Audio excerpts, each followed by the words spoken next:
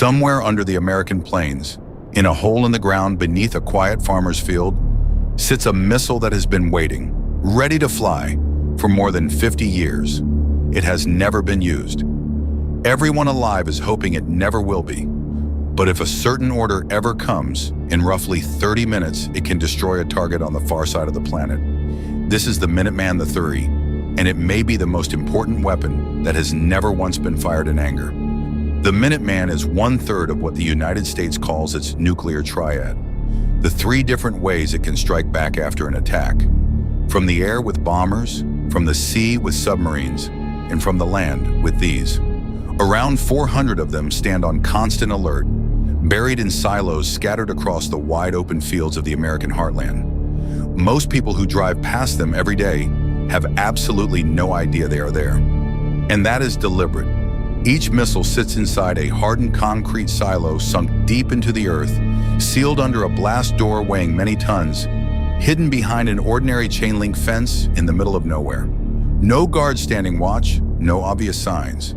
Just a small patch of gravel in an endless sea of farmland, with the power to end a nation locked silently beneath it. You could stand right next to one and never know. When people picture a nuclear weapon, they think of the explosion. But the truly frightening part of the Minuteman is the delivery. It is an intercontinental ballistic missile, which means it can reach a target more than 6,000 miles away.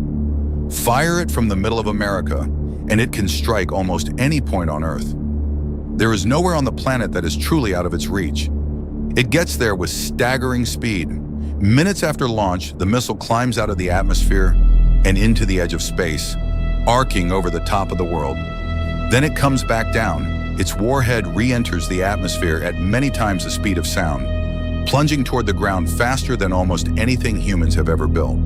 By the time it arrives, there is essentially nothing anyone can do to stop it. And what it carries is difficult to even comprehend. A single Minuteman warhead is many times more powerful than the bomb that destroyed Hiroshima, the bomb that killed tens of thousands of people in an instant. One missile, one warhead. Enough energy to erase the heart of a major city in a single flash. And there are hundreds of these missiles standing ready right now.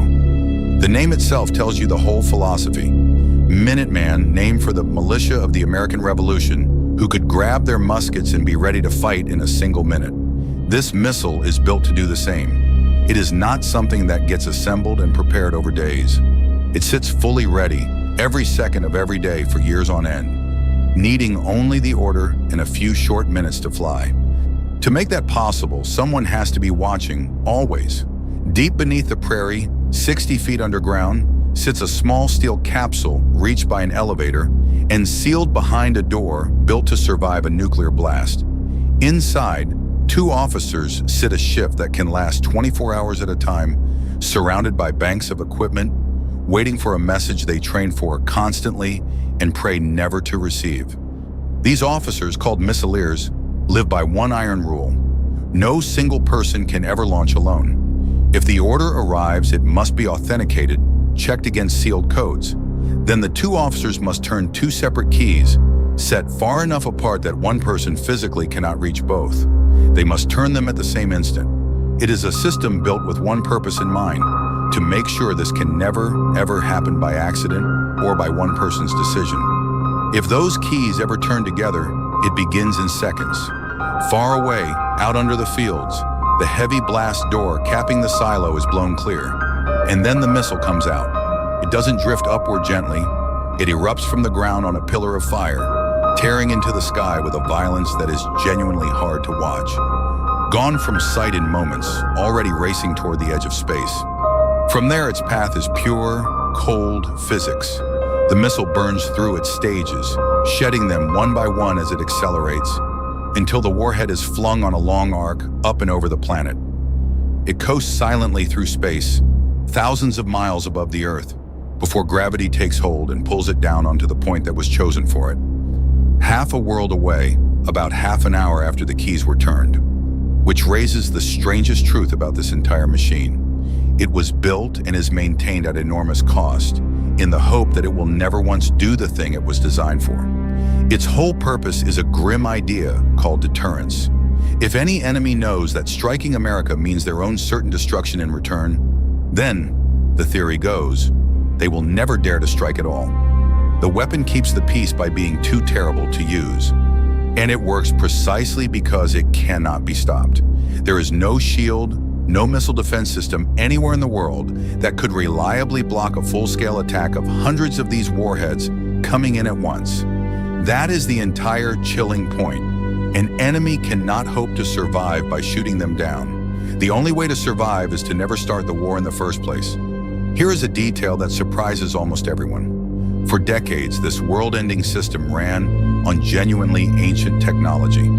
Parts of it used computers from the 1970s, and until surprisingly recently, some of it literally relied on old 8-inch floppy disks. And that was on purpose. A system with no internet connection, running on hardware from another era, is a system that no hacker on Earth can ever reach through a screen. The numbers behind it are almost impossible to feel. Hundreds of these missiles, each carrying a warhead capable of destroying a city, spread across thousands of square miles of quiet countryside. And that is just the land portion. Add the submarines hidden in the oceans and the bombers on their runways, and you are looking at enough combined power to end modern civilization many times over, held ready every single day.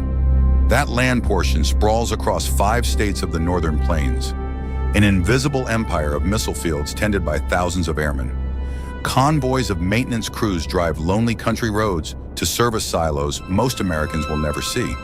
It is one of the most secretive, most spread out, and most consequential jobs in the entire military, carried out quietly in the cold and the dark, year after year after year. So how does anyone know it still works if it is never fired?